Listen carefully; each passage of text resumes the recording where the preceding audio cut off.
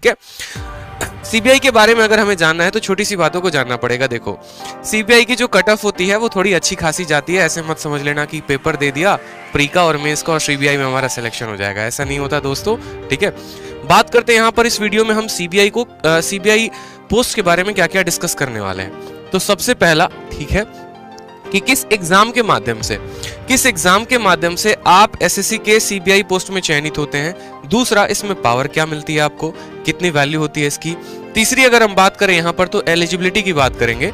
चौथा हो जाएगा हमारा वर्क प्रोफाइल, पांचवा हो गया ट्रेनिंग, उसके बाद हो जाएगा सैलरी। एक एक पॉइंट के बारे में बड़े तसल्ली से हम बात करेंगे। देखो, तो सबसे पहले अगर हम एग्जाम की बात करते हैं दोस्तों, तो एग्जाम के बारे में अगर आप बात करेंगे तो अगर आपको सीबीआई ऑफिसर में जाना है तो आपको टोटल 2 एग्जाम देने पड़ते हैं। या तो आप एसएससी के माध्यम से जा सकते हैं, नहीं तो आप यूपीएससी के माध्यम से जा सकते हैं।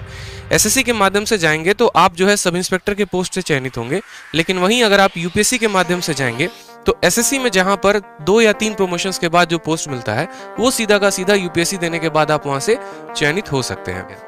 दूसरा, अगर हम बात करें यहाँ पर पावर के बारे में, तो पावर इसकी सबसे ज्यादा क्यों है समझो यहाँ पर। तो भाई इसकी पावर इसीलिए सबसे ज्यादा है क्योंकि इन्हें डायरेक्ट पीएमओ को जो है, ठीक है, सीधा का सीधा पीएमओ को इन्हें मैसेज देना होता है। कहने का मतलब क्या होता है कि जैसे मानो कि मैं अगर किसी मिनिस्ट्री में जॉब कर रहा हूं तो मेरे ऊपर कोई हेड होगा, मेरे ऊपर उसके ऊपर भी कोई हेड होगा, तो वो डायरेक्टली इन्फ्लुएंस कर सकते हैं। ठीक है, मुझे मतलब एक तरीके से मानो कि रिपोर्ट को चेंज कर सकते हैं या मेरे ऊपर प्रेशर बना सकते हैं। लेकिन जो सीबीआई होती है ना, उनके ऊपर प्रेशर बनाने का कोई प्रेशर मतलब फॉरम ही नहीं होता है। सबसे निष्पक्ष जो है ये बॉडी होती है और यहाँ पर ये जो डायरेक्ट रिपोर्ट करते हैं ये पीएमओ को रिपोर्ट करते हैं। ठीक है, इनके पीएमओ का मतलब हो गया प्राइम मिनिस्टर ऑफिस को, ये डायरेक्ट रिपोर्ट करेंगे वहां पे। उसके अलावा वेपन की बात करें तो वेपन भी इसमें मिलता है, लेकिन वो डिपेंड करता है आपके कमिश्नरेट के ऊपर कि आप जिस एरिया में रहते हो क्या वहां पर सच में आपको वेपन की आवश्यकता है या फिर नहीं है। इसमें अगर निष्पक्षता की बात है कि हाँ इस केस को निष्पक्ष तरीके से कौन जांच करेगा, तो वहां पर सबसे पहले खड़ी होती है सीबीआई। ठीक है, तो ये जो है बहुत इंपॉर्टेंट होता है हमारे लिए, इस बात को ध्यान रखें। उसके बाद बात करते हैं एलिजिबिलिटी के बारे में, क्योंकि भैया सीबीआई है तो क्या इसकी कुछ एलिजिबिलिटी है, तो बिल्कुल है। गर्ल्स भी एलिजिबल है इस पोस्ट के लिए, बॉयज भी एलिजिबल है। लेकिन दोस्तों यहाँ पर जो फिजिकली हैंडीकैप्ड है पीडब्ल्यूडी कैंडिडेट, वो एलिजिबल नहीं हो पाएंगे। मतलब जो थोड़े से दुरुस्त हैं, हाथ पैर सही है और जिनकी हाइट जो है मेन की 165 सेंटीमीटर और महिलाओं की 150 सेंटीमीटर, इतनी अगर हाइट है तो आप इस पोस्ट के लिए एलिजिबल हो सकते हैं। इसके अलावा आपके एज में भी रिलैक्सेशन दिया जाता है और हाइट में भी। जैसे गुरखा बटालियन हो जाता है, उनकी थोड़ी हाइट कम होती है तो वहां पर उनको कुछ सेंटीमीटर्स का रिलैक्सेशन भी मिलता है। कि डिस्टेंट विजन जो है वो 6x6 होना चाहिए और नियर विजन के बारे में भी पूरा फॉर्म में अच्छे तरीके से डिटेल में मेंशन्ड होता है। इसके बाद हम बात करते हैं वर्क प्रोफाइल के बारे में। तो वर्क प्रोफाइल के बारे में जानो बारे में, तो जैसे पहला काम आपने सुना होगा इन्वेस्टिगेशन का मतलब क्या हो गया, जैसे आप ऐसे समझ लो भैया सीबीआई का जांच पड़ताल चल रहा है, उनके घर पे छापा उपा पड़ा हुआ है और सीबीआई की टीम आई हुई है, एक एक चीज उनसे पूछ रही है, बताओ कितना लिया, किसको दिया, कितना दिया। ठीक है, सीबीआई के बारे में बात करें तो जैसे व्यापम हो गया, 2G हो गया, इनका इन्वेस्टिगेशन इन्होंने किया। ठीक है, जैसे बिहार में मानो कोई बहुत दुखद घटना हो गई, उन्नाव रेप केस पीड़िता का हो गया, तो वहां पर सुप्रीम कोर्ट ऑर्डर देती है सीबीआई को, जाइए आप जांच पड़ताल करिए, उस पर्टिकुलर स्टेट की या जो टास्क फोर्स है एसटीएफ है वो निष्पक्ष नहीं हो पा रही है, तो आपकी हमें निष्पक्षता की जरूरत है। दूसरी बात, बहुत बार ऐसा होता है कि सीबीआई की जरूरत क्रिमिनल्स को भी पकड़ने में होती है।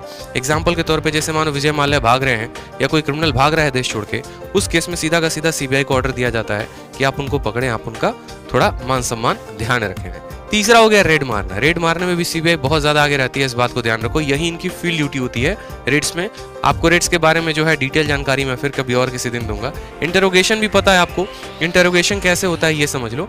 जैसे मानो कि आपको ऐसे समझ लो कि मैं सीबीआई का ऑफिसर हूँ और मुझे पता चला कि राजस्थान में कोई पर्टिकुलर कहीं पर बहुत बड़ी डकैती हो गई है, उसमें वहां की राज्य सरकार की जो पुलिसें हैं वो उस केस को पर्टिकुलर तरीके से सॉल्व नहीं कर पा रही। फिर वहां पर मुझे भेजा जाता है कि आप सरकार की तरफ से, भारत सरकार की तरफ से गए हैं, आप वहां जाकर लोगों से इंटरोगेट करिए और पता करिए वहां पर कि राज्य की धरोहर को किसने चुराया है।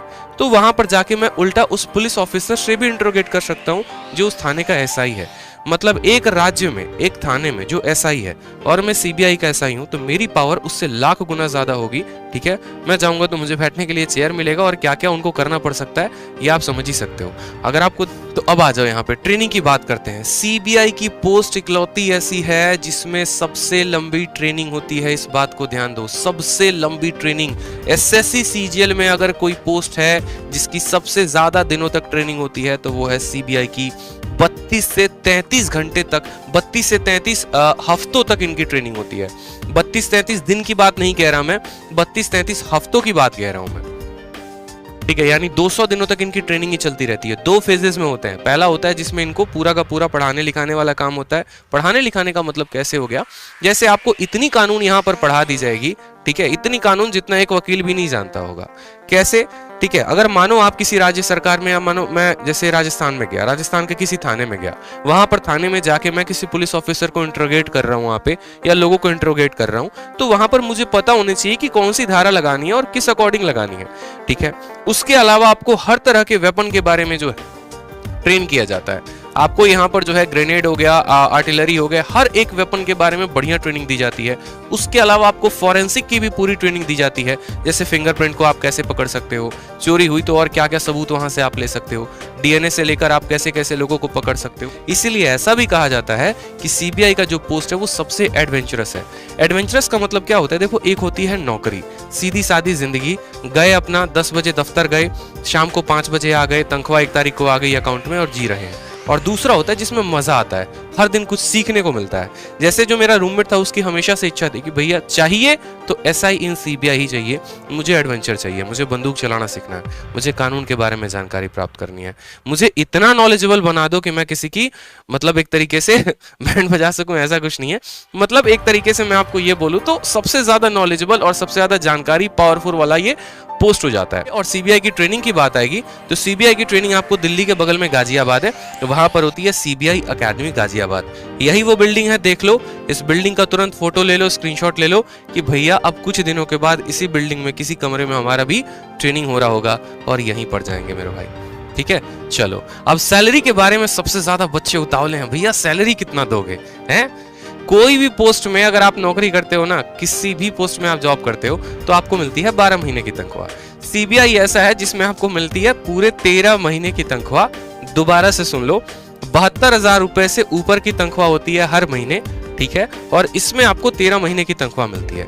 क्यों? क्योंकि बहुत बार ऐसा होता है जहां पर आपको सैटरडे या संडे को भी बुला लिया जाता है ड्यूटी पे, आइए सर थोड़ा सा सेवा प्रदान करिए, ये जो फाइल है अभी भी जो है ओपन है, इस केस को जल्दी से जल्दी क्लोज करना है, तो सैटरडे संडे को भी आपको काम करना पड़ सकता है।